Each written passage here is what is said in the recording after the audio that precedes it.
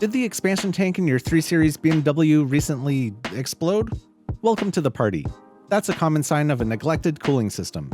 The cooling system in these cars is under pressure when hot, and the expansion tank is the weak link that will burst when the plastic starts to get too old.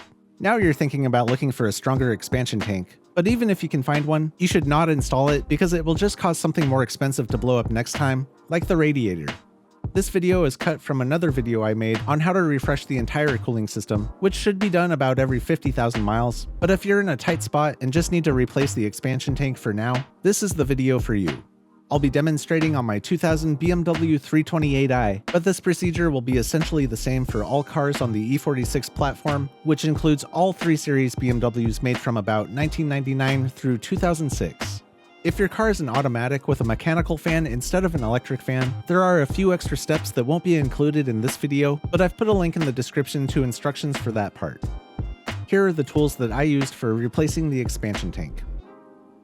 Socket wrench, socket extension, 10mm socket, tiny flathead screwdriver, pliers, electric screwdriver, Phillips No. 3, T25 torx, large flathead screwdriver, and a plastic prying tool. For this job I also needed 2 wood blocks, rags, safety glasses, a floor jack, 2 jack stands, a creeper, a light, fluid drain pan, magnetic bowl, plastic bowl, silicone grease, 1 gallon of BMW coolant, 1 gallon of distilled water, a new expansion tank, and a new cap to go with it. There are links in the description for everything I used. Before starting this job, make sure the engine is cold and the car is parked on flat ground. The first thing to do is put the front of the car on jack stands and remove the plastic belly pan.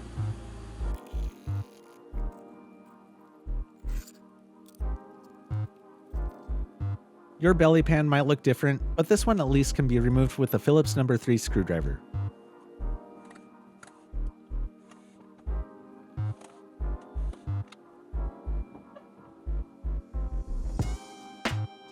With that out of the way, lower the car back onto the ground. This part of the air intake is secured with 4 plastic pins that can be pulled out with a regular pair of pliers. Each pin is made of 2 pieces, so make sure not to lose any of them. All 4 of these came out in one piece this time. Squeeze the sides of the intake where it connects to the airbox, and it should pop right out. The airbox is held down with 2 10mm bolts.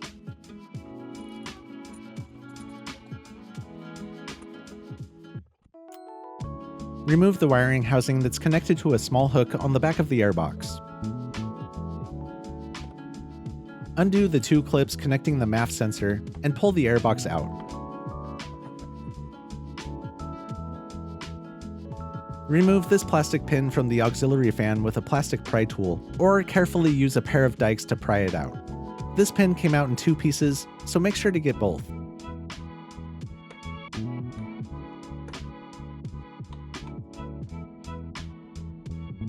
The other side of the fan is secured with a metal screw that can be removed with a T25 torx. Squeeze to remove the 2 electrical connections on the fan. Also disconnect the camshaft position sensor and tuck all of these wires out of the way.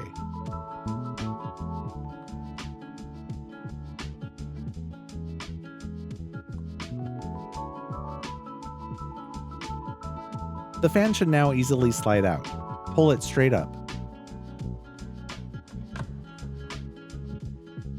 Put the fluid drain pan under the expansion tank and remove the tank cap.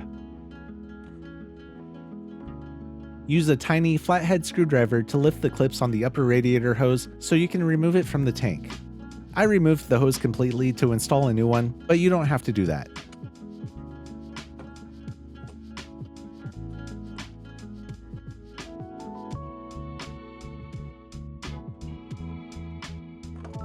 Now do the same to the lower hose that connects the expansion tank to the heater core.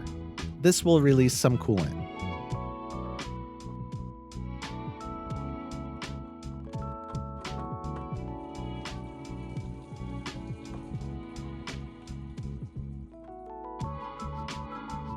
Lift up on the tank to unmount it, and tilt it to get better access to the bottom. Remove the coolant level sensor by twisting it clockwise 90 degrees before pulling it out. I had trouble removing the bottom hose, so I used a flathead screwdriver to gently pry it off.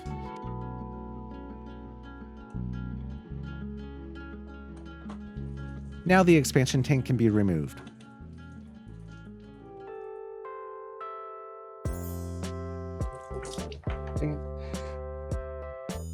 I'm going to reuse this piece connected to the bottom of the tank. It's part of the expansion tank mount. To remove it, this handle needs to be pulled outward, then I'll use a flathead screwdriver again to gently pry it off.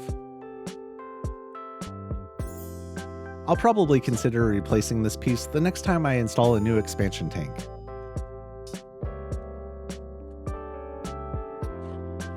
By the way, you can now support the channel by purchasing this awesome design available in a t-shirt, long sleeve, and a hoodie, and in a bunch of different colors as well. Check for a link in the description below. I prepped the openings with some silicone grease to make installation easier, and it should help with taking things apart next time too. Install the old mounting piece, or a new one if that's what you have. I'm also reusing this metal clip from the old tank.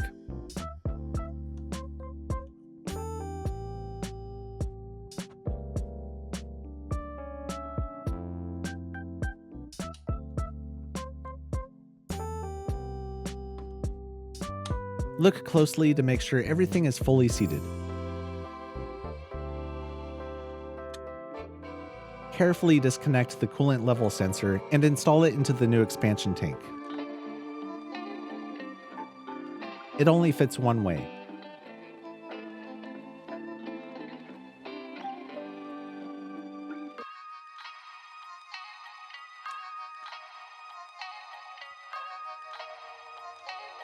I used some more silicone grease on the hose connections and popped open the clips.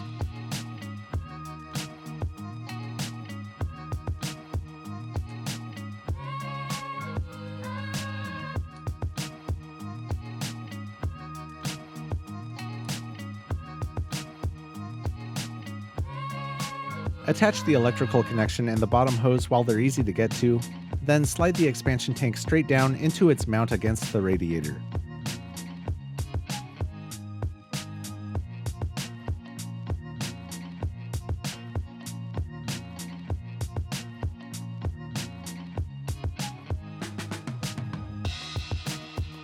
Attach the heater core hose to the new tank.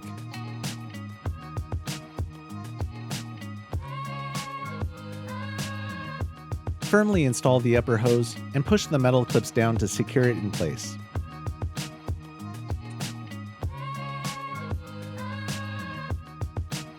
Now the fan can slide back into place, but first, take a look at the retaining clips it needs to slide into at the bottom of the radiator.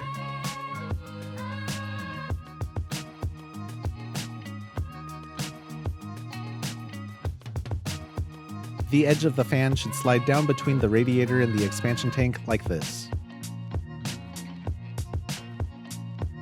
Make sure the bottom of the fan is securely in place.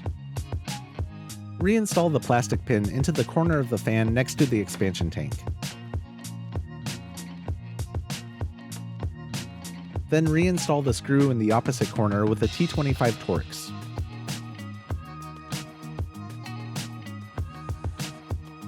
Reconnect the two electrical connectors on the fan and one on the camshaft sensor.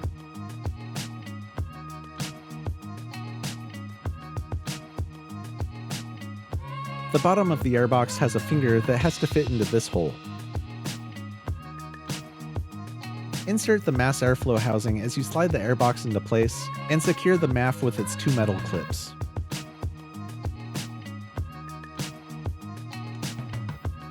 Don't forget to reattach the wiring housing to the hook on the back of the airbox.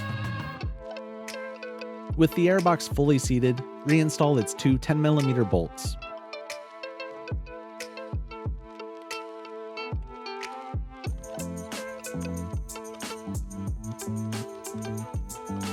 The front of the air intake should easily snap into the airbox. Then secure it down with the 4 plastic pins.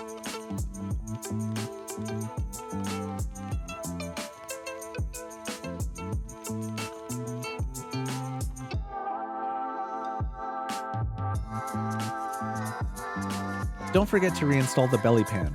It's important for fuel economy and protecting the alternator from water and debris, so if yours is damaged or missing, try to find a used one at a junkyard or on eBay like I did.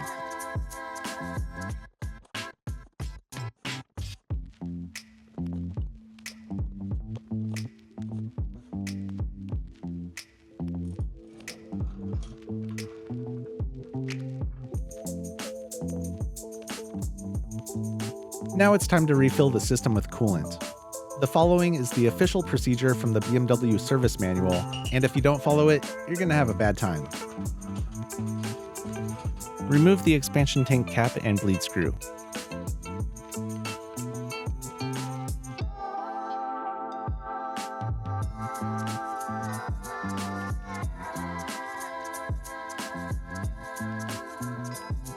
Turn the ignition to on so that the fan works, but do not start the engine.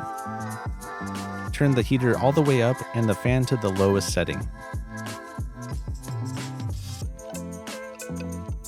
Slowly pour coolant into the expansion tank until it starts spilling out the bleed screw hole.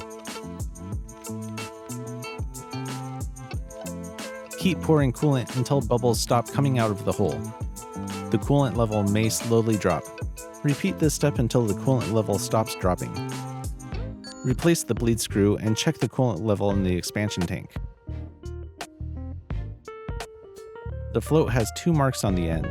The upper mark should float above the fill hole. Replace the expansion tank cap and start the engine.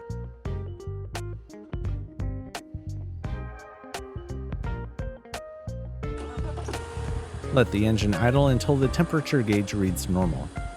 Make sure the engine does not overheat. If it does, shut off the engine and start over from step 1. If the temperature stays stable, take the car for a short test drive, but keep your eye on the temperature. Then let the engine cool overnight and check the coolant level again in the morning. Top it off if needed. If you liked this video, make sure to subscribe for more of the best DIY videos on the internet. And until next time, just keep throwing money at it.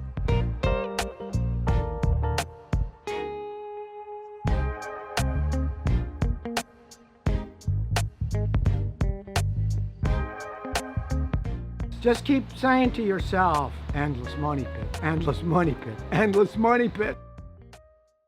The bottom of the airbox has a finger that has to fit into this hole.